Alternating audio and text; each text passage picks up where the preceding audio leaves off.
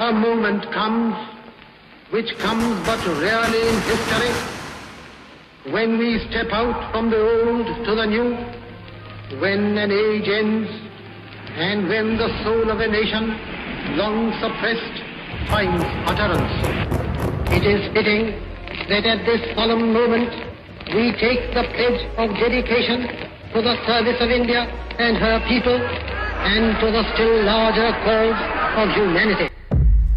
हिंदुस्तान की आजादी की कहानी, जंजीरों से जकड़े दिन और गुप्त काली अंधेरी रातों की कहानी।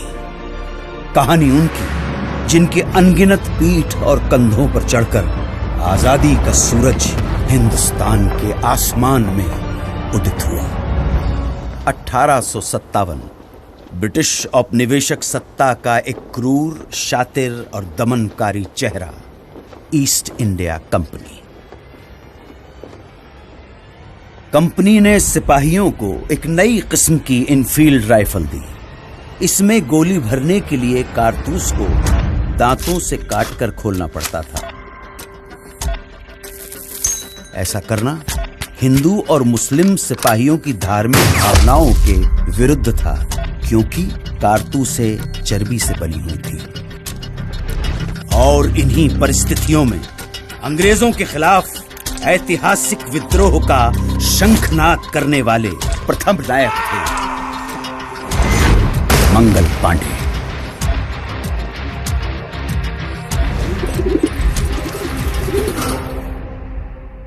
मंगल पांडे की शहादत बारूद के ढेर में पहली चिंगारी थी, और ये चिंगारी ऐसी भड़की के देखते ही देखते बगावत की आग में पूरा देश दहकने लगा। वक्त आने पर बता देंगे तुझे आसमां, हम अभी से क्या बताए क्या हमारे दिल में है। तूफानों की टोली और नसों में इनकलाब, होश दुश्मन के उड़ा देंगे हमें रोको ना। दूर रह पाए जो हमसे तुम कहाँ मंजिल में है, सरफरोशी की तमन्ना अब हमारे। हम तो घर से ही थे निकले बांध कर सर पे कफन, जहाँ हथेली पर लिए लो बढ़ चले हैं एक। ऐ शहीदे मुल्क व मिल्लत मैं तेरे पर निसार, अब तेरी हिम्मत का चर्चा खैर की महफिल में है, सरफरोशी की तमन्ना अब हमारे दिल में है। देखना है और कितना बाजुए कातिल में है, हाथ जिनमें हो जुनू कटते नहीं तलवार से, सर जो उठ जाते हैं वो झुकते नहीं ललकार से।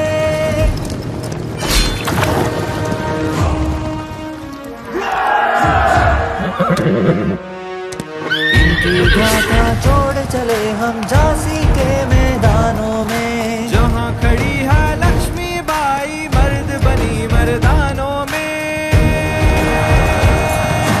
उसने ले हर बोलो के मुँह हमने सुनी कहानी थी, खूब लड़ी मर्दानी वो तो झांसी वाली रानी थी। अंग्रेजों ने इस विद्रोह को निर्ममता से कुचल दिया।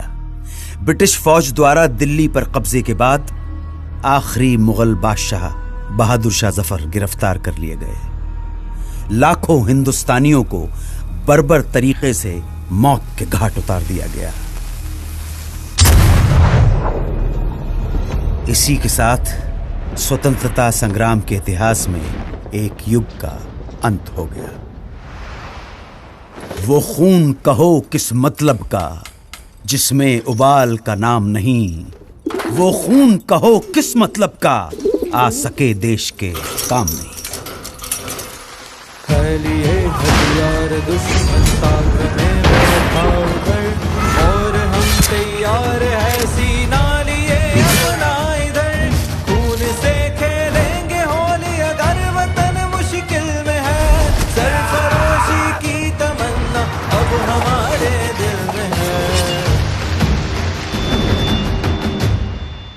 बंगाल भारतीय राष्ट्रीय चेतना का सशक्त केंद्र। इसी चेतना को तोड़ने के लिए, हिंदू मुसलमानों के बीच फूट डालने के लिए सरकार ने घोषणा कर दी बंगाल विभाजन की। और फिर स्वदेशी आंदोलन की ऐसी लहर चली कि जिसकी गूंज भारत के कोने कोने में सुनाई पड़ी।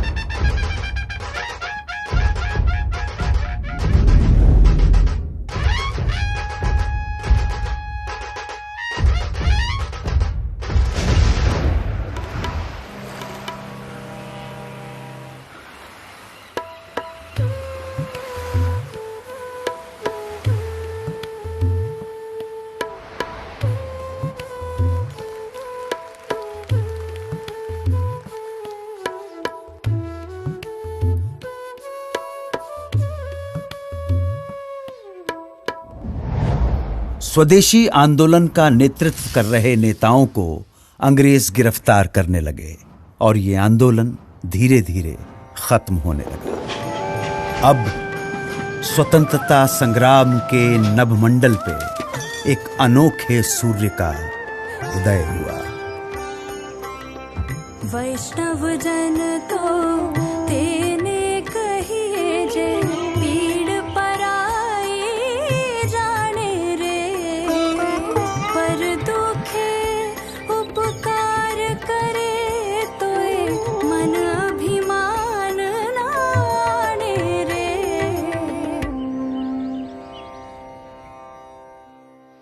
1919 की बैसाखी। इस दिन कुछ ऐसा हुआ जिससे पूरे देश की आत्मा सिहर उठी। खींच कर लाई है सबको कत्ल होने की उम्मीद, आशिकों का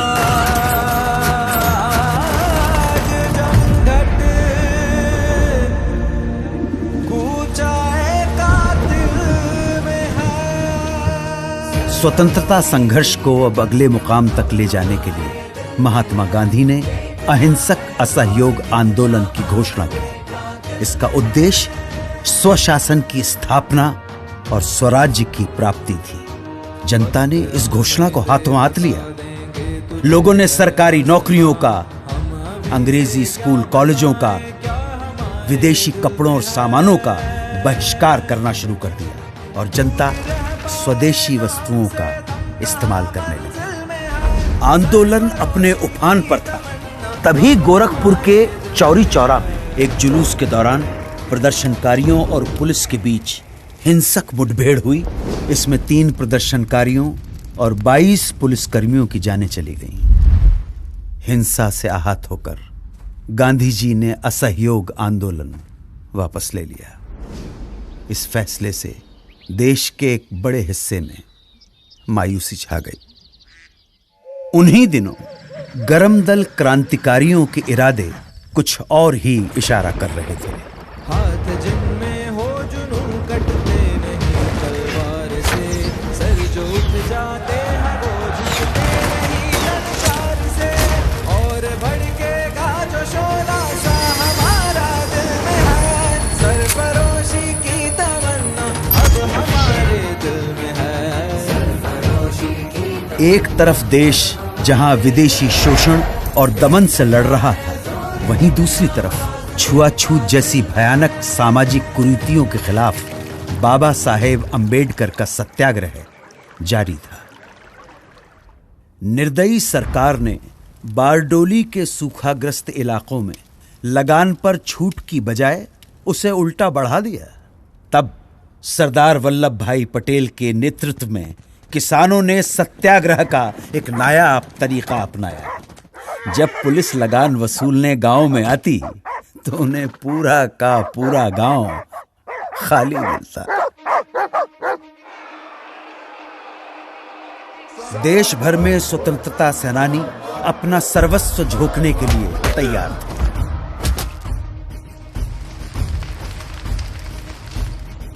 आजादी की लड़ाई अपने चरम की ओर बढ़ रही थी।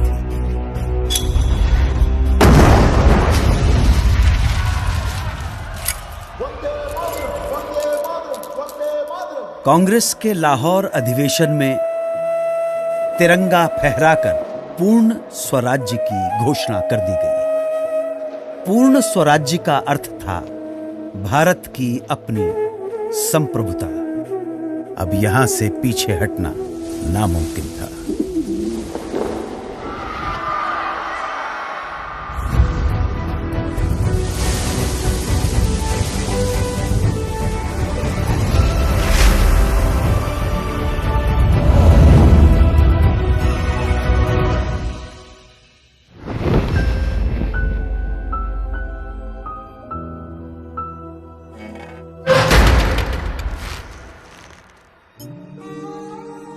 चौबीस दिन 240 मील की यात्रा, एक वृद्ध फकीर का हाथ में लाठी लिए दुनिया के सबसे शक्तिशाली साम्राज्य को चुनौती देने के लिए निकल पड़ना। इस अद्भुत दृश्य में कुछ ऐसा जादू था कि देश भर में लोगों का मन आंदोलित हो उठा।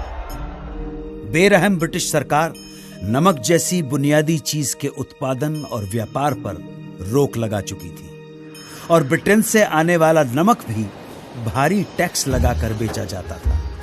तब गांधी जी ने इस नमक को ही आजादी के लिए संघर्ष का मारक हथियार चुन लिया। दांडी तट पर गांधी जी ने मुट्ठी भर नमक उठाकर ऐलान किया कि इस कदम से ब्रिटिश साम्राज्य की नींव हिलाई जा रही है। उन्होंने नमक बनाकर कानून तोड़ दिया और इसके साथ ही देश भर में सत्याग्रह की पुरजोर लहर चल पड़ी। देखते ही देखते मद्रास, कालीकट, असम, बंगाल, आंध्र प्रदेश और देश के दूसरे इलाकों में भी नमक यात्राएं शुरू हो गई। खुदाई खिदमतकार अब्दुल गफ्फार खान के नेतृत्व में 50,000 अमन सुकून के साथ सत्याग्रहियों का समूह। किस्सा ख्वानी बाजार में पुलिस ने इस समूह पर खुलेआम गोली चला दी। जब आगे खड़े लोग छलनी होकर गिर पड़े, तब पीछे खड़े सत्याग्रही आगे आते गए और सीना तानकर गोलियां खाते गए। अहिंसा के इरादों पर अटल उन्होंने पुलिस पर पलटकर वार नहीं किया।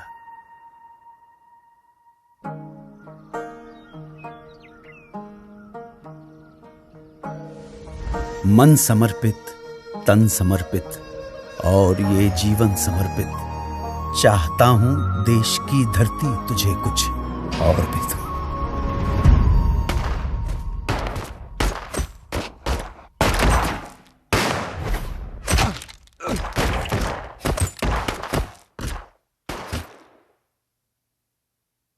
इस रंग में रंग के शिवा ने माँ का बंधन खोला, यही रंग भी हल्दी घाटी में था प्रताप ने घोला।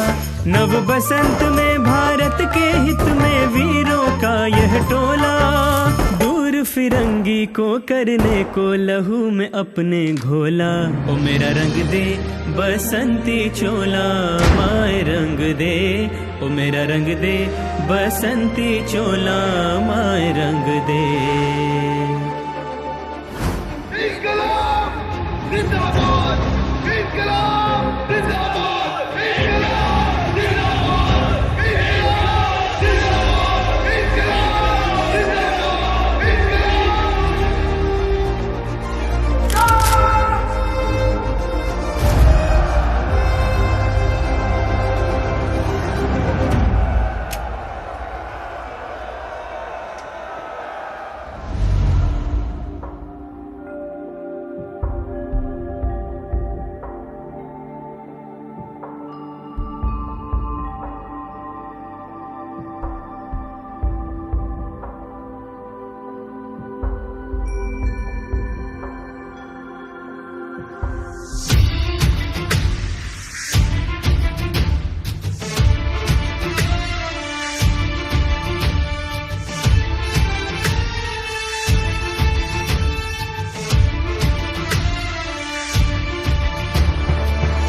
अब आजादी की लड़ाई को अंजाम तक पहुंचाने के लिए महात्मा गांधी ने भारत छोड़ो आंदोलन की घोषणा की। उन्होंने देश की जनता को एक महामंत्र दिया, करो या मरो, या तो हम भारत को आजाद कराएंगे या इस कोशिश में अपनी जान दे देंगे। इस आह्वान के कुछ घंटों बाद ही सरकार ने गांधी जी को, नेहरू जी को, अबुल कलाम आजाद सहित प्रमुख कांग्रेसी नेताओं को गिरफ्तार कर लिया और तब दूसरी पंक्ति के स्थानीय नेताओं ने आंदोलन की कमान संभाल ली।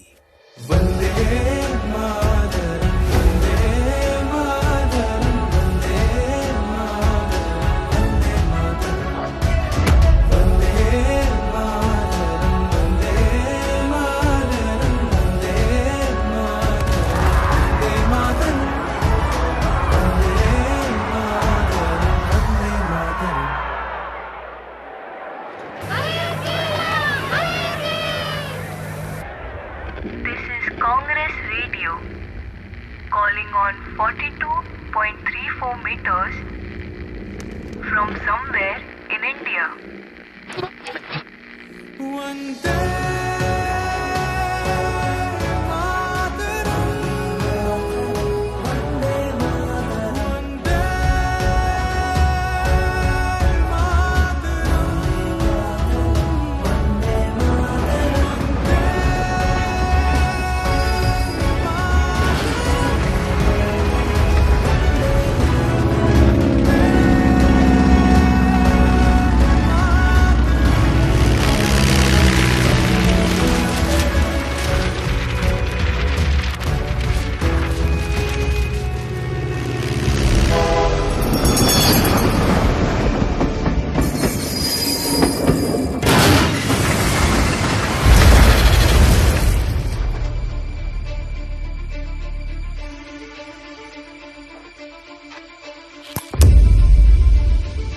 भारत छोड़ो आंदोलन एक निर्णायक बिंदु था।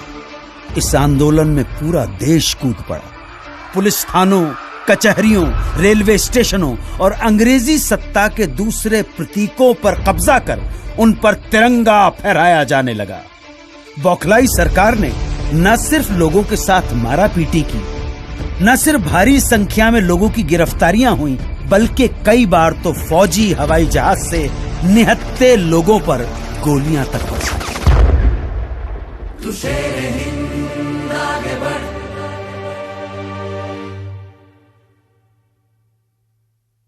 मरने से तू कभी न डर।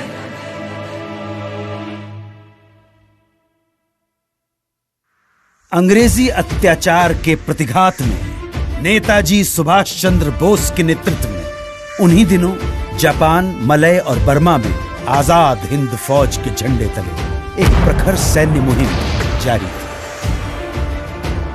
कदम कदम बढ़ाए जा, खुशी के गीत गाए जा, ये जिंदगी है कौम की, कौम पे तू हिंद आगे बढ़, तू कभी न डर, आगे दुश्मनों का सर, वतन बढ़ाए जा।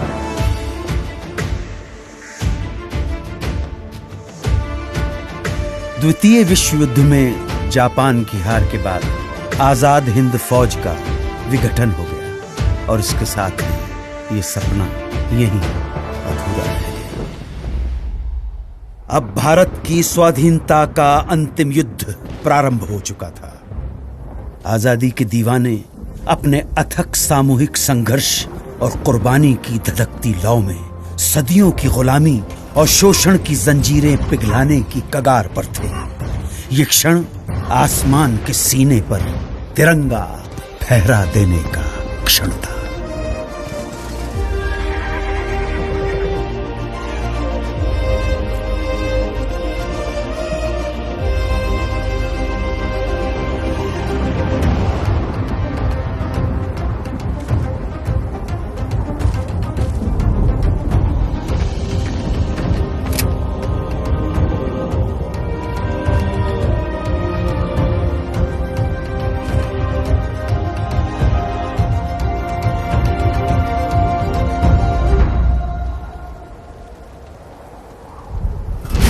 Long years ago, we made a tryst with destiny, and now the time comes when we shall redeem our pledge.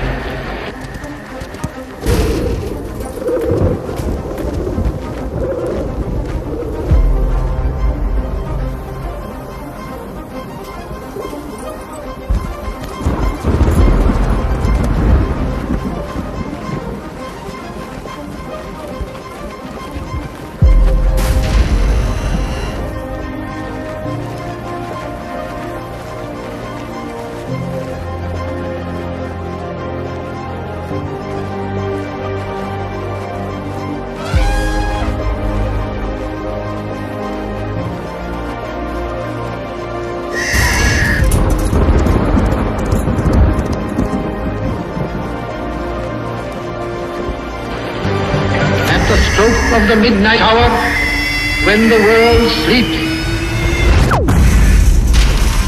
India will awake to life and freedom.